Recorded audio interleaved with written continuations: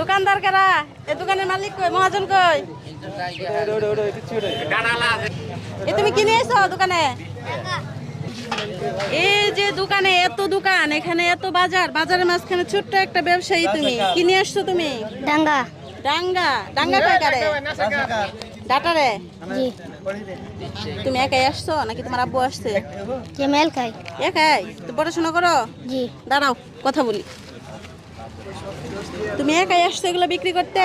জি। পড়াশোনা করো? জি। আচ্ছা, এগুলো বিক্রি করে নিয়ে কার হাতে টাকা দিবা? আঙ্গাবার হাতে। তোমার আব্বাকে? মূলত দেখেন এইটুকু বয়সে বাবাকে হেল্প করার জন্য বাজারে চলে আসছে। এই এই দোকান আশেপাশে এত দোকানের মাঝখানে ছোট্ট একটা ব্যবসায়ী, তো যে বাজারটা নিয়ে আসছে বাজারটা মূলত ফ্রেশই লাগতেছে। তো এগুলো সিদ্ধ হবে তো? জি। কয় মুঠা নিয়ে আসতো? 10 10 মুঠা। কত টাকা মুঠা বিক্রি করতে বলছে? 20 টাকা মুঠা। কম বিক্রি করা যায় না? জি না। কখন আসছো এগুলো নিয়ে? কতক্ষণ ধরে? অনেক সময় লাগবে এগুলো বিক্রি করতে? জি। 320। ভালোই তো, পুঁজি তো বেশি, তোমার পুঁজি তো কম না। ব্যবসা ছোট হলে কি হবো, পুঁজি বেশি। 320 টাকার পুঁজি নিয়ে বসছো। আমি তোমার এগুলা কিনে নিলাম, মনে করে একদমই কিনে নিছি। তুমি যা চাইছো আমি তাই দিব, 320 টাকাই দিব। এখন এগুলো তোমার বিক্রি করতে হবে। তুমি বিক্রি করতে পারবা? জি। পারবা? জি। ফ্রিতে বিক্রি করো, ভয়ের কিছু নাই। দিয়ে দাও, এখানে যারা আছে সবাই দিয়ে দাও। যে এখানে মুরব্বী আছে মুরব্বীদের দিয়ে দাও, একাটি করে দিয়ে দিবা। হ্যাঁ, এখান থেকে দিয়ে দাও।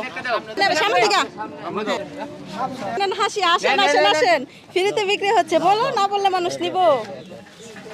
আসেন আসেন, ফ্রিতে বিক্রি হচ্ছে ডাটা। হ্যাঁ, আর এক piece আছে। আলহামদুলিল্লাহ, তোমার বেচা কিনে শেষ?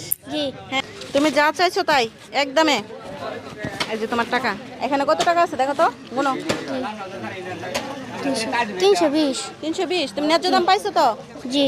তো অনেক সময় বসে থাকতে হতো বাজারে, আমি তোমার এগুলা বিক্রি করে দিলাম। খুশি আছো তো? জি। তোমার ব্যাপারটা আমার ভালো লাগছে কেন জানো?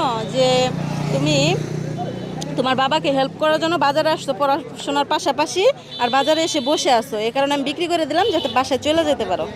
খুশি আছো তো? জি। খুশি থাকলে কি বলতে হয়? আলহামদুলিল্লাহ। এদিকে তাকাই বলো। আলহামদুলিল্লাহ। আলহামদুলিল্লাহ। দর্শক, আজকের ভিডিওটা এই পর্যন্তই। দেখেন যে এই সন্তান হচ্ছে বাবা মার শেষ সম্বল।